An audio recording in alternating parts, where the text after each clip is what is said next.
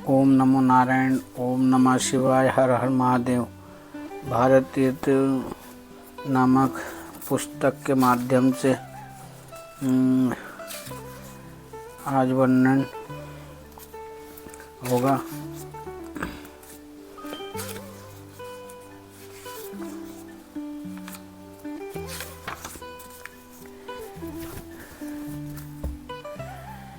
श्री शंकर जी का पावन धाम शिव खोड़ी जम्मू नगर से उत्तर दिशा में लगभग 140 किलोमीटर तथा कटारा वैष्णो देवी से लगभग 90 किमी की दूरी पर तहसील रियासी जिला उधमपुर में स्थित है। यहाँ पर्वतों की एक विशाल कंदरा गुफा में शैलज प्राकृतिक स्वयंभू शिवलिंग के दर्शन होते हैं। शिवरात्रि के अवसर पर भारी मेला भरता है।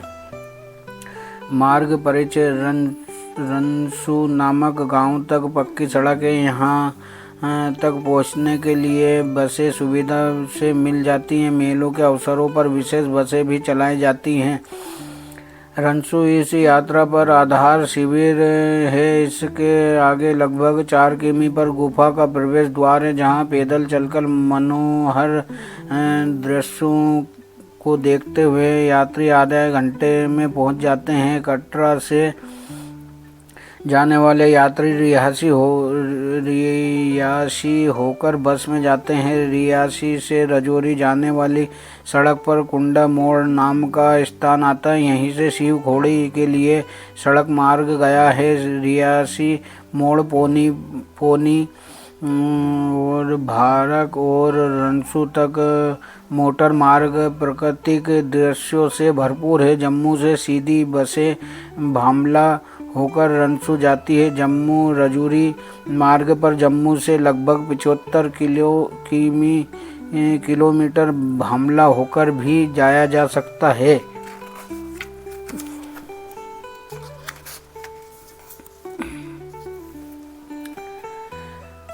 गुफा में दर्शन जम्मू कश्मीर राज्य में शिव खोड़ी सबसे बड़ी गुफा है में पाया जाने वाला प्राकृतिक शिव धाम है। प्रकृति निर्मित ये गुफा लगभग 200 मीटर लंबी, 1 मीटर चौड़ी, 2 से 3 मीटर ऊंची स्वयंभू शिवलिंग को अपने गर्भगृह में लपेटे हुए है। कुछ बड़े बूढ़े लोगों के अनुसार, जिन्होंने इस गुफा में दूर तक जाकर जांचा परखा है, ये प्राचीन गुफा अंतहीन है। इसकी लंबाई गहराई का अनुमान लगाना कठिन है। काफ़ी दूर तक अंदर तक घुस कर भी नाप लेना संभव न हो पाया, परंतु ऐसा कहा जाता है कि एक स्थान से यह गुफा 2 भागों में विभक्त हो गई है। विश्वास किया जाता है कि एक शिव भक्त गुफा से ही एक गुफा सीधे कश्मीर घाटी जा निकलती है। यात्रियों की सुरक्षा की दृष्टि से अब इस गुफा में आगे तक नहीं जाने दिया जाता, चूँकि कुछ संत एवं साधु महात्मा इसमें घुसने के बाद वापस नहीं लौटे। शिव खोड़ी गुफा का प्रवेश द्वार इतना बड़ा है कि एक साथ सैकड़ों यात्री बैठ सकते। पवित्र गुफा में प्रवेश करके शिवलिंग तक पहुंचने के लिए यात्रियों को काफ़ी झुककर अथवा कहीं कहीं रेंग कर भी बढ़ना होता है। गुफा का आकार प्रकार प्राकृतिक रूप से ही टेढ़ा मेढ़ा है। लगभग 200 मीटर अंदर पहुंचने पर 1 मीटर ऊंचे स्वयंभू भव्य प्राकृतिक शिवलिंग के दर्शन होते हैं। इसके अतिरिक्त गुफा में कई आश्चर्यजनक आकृतियां भी विद्यमान हैं। इन आकृतियों के स्वरूप माता पार्वती, श्री गणेश जी, नंदीगण जैसे दिखते हैं। छत पर शेषनाग, सर्प आकृतियाँ इत्यादि देखी जा सकती। भव्य शिवलिंग पर जल की बूंदें लगातार टपकती रहती है। यह बूंदें 4 थनों से निकलती है, जो पवित्र शिवलिंग के ऊपर गुफा की छत पर ही बने हुए दिखाई देते हैं। कहा जाता है कि पहले यहाँ दूध की धारा गिरती थी, जो अब कलयुग के प्रभाव के कारण पानी में परिवर्तित हो गई। इसी जनश्रुति के कारण गुफा के बाहर बहने वाली जलधारा को दूध गंगा कहा जाने लगा। पवित्र शिवलिंग के समीप काली खप्पर इस जल से भरा हुआ रहता है। कथानक गुफा की खोज के विषय में कई कथा कहानियाँ सुनने को मिलती है। शिव खोड़ी गुफा की खोज के संदर्भ में विशेष रूप से एक गरले की कथा उल्लेखनीय है। वास्तव में भेड़ों का चरवाहा इधर से गुजरते समय अपनी एक भेड़ को ढूंढते हुए इस गुफा में प्रवेश कर गया। जैसे ही उसने गुफा में प्रवेश किया तो गुफा में बैठे हुए कुछ साधु संतों को देखकर अचंभे से भर गया।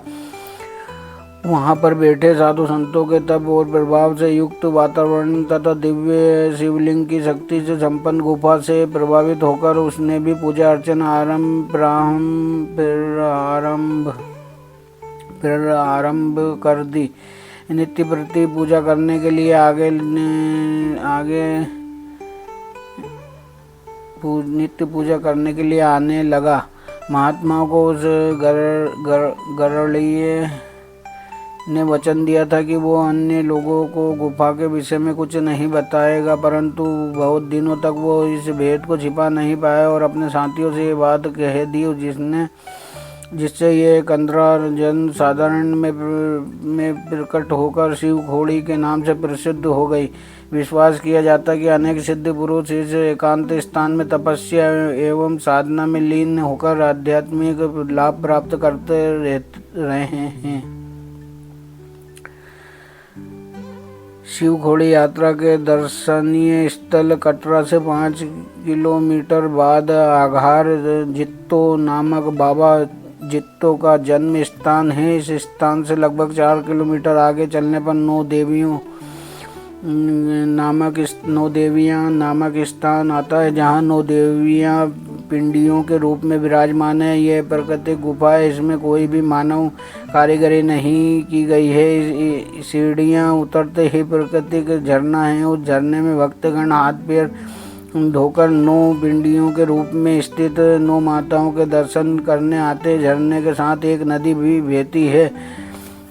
इस नदी में माता श्री वैष्णो जी से निकली चरण गंगा अभिषेक किए जाने वाले जल रूपी प्रसाद अर्थात चरणामृत का जल गिरता है, जिस कारण संपूर्ण नदी का जल माँ की कृपा से अमृत में हो जाता है। आगे जाने पर गुफा का प्रवेश द्वार आता है, जिसमें यात्री लेटकर अंदर प्रविष्ट होते हैं। सामने माता की 9 पिंडियाँ है। वहाँ एक पुजारी रहते हैं जो 9 देवियों के दर्शन करता है तथा नाम बताते हैं। 9 पिंडियों से नीचे शेर के पंजे का निशान है तथा माता का चरण चिन्ह है जो पूर्ण रूप से स्पष्ट दिखाई देता है। वहाँ से थोड़ा ऊपर की ओर तरफ गर्भजून गुफा है। ऐसी मान्यता है कि जो व्यक्ति इस गर्भजून गुफा से होकर एक बार बाहर निकल जाए उसे पुनः गर्भ में नहीं जाना पड़ता।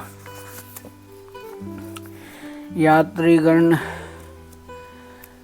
कई अन्य धार्मिक चिन्हों के साथ साथ 9 देवियों की प्रकृति के गुफा में शेर के पंजे का दर्शन करते हैं। सिंहराज का वर्णन माता की सवारी के रूप में प्राचीन धर्म ग्रंथों में मिलता है। श्री दुर्गा सप्तशती के अनुसार शेर पर सवार होकर माता ने महिषासुर, चंडमुंड, रक्तबीज, शुंभ निशुंभ इत्यादि राक्षसों का वध किया। नई शिव गुफा के दर्शन कटरा से श्री शिव खोड़ी धाम की यात्रा करते हुए कटरा रियासी मार्ग में आघार बाबा जित्तो से लगभग 4 किलोमीटर दूरी नई शिव गुफा के दर्शन होते हैं। स्थान की विशेषता यह है कि इस प्राकृतिक गुफा को किसी वस्तु या हाथ टकराने पर भी डमरू जैसी ध्वनि उत्पन्न होती है। गुफा में प्रवेश करते ही 6 फन वाले शेषनाग की आकृति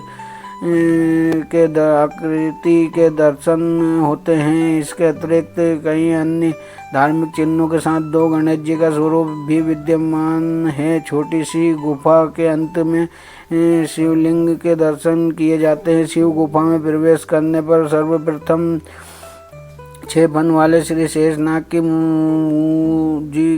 आकृति के दर्शन होते हैं। ये कोई कारीगरी अथवा मानव निर्मित मूर्ति नहीं है। प्राकृतिक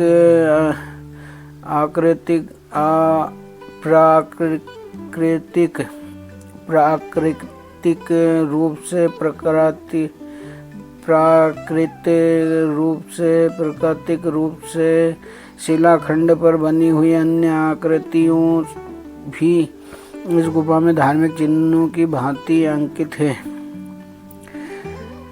पूरे वर्ष भर में कभी भी यात्रा की जा सकती है। शिवरात्रि और श्रावण मास में मेले भरते हैं।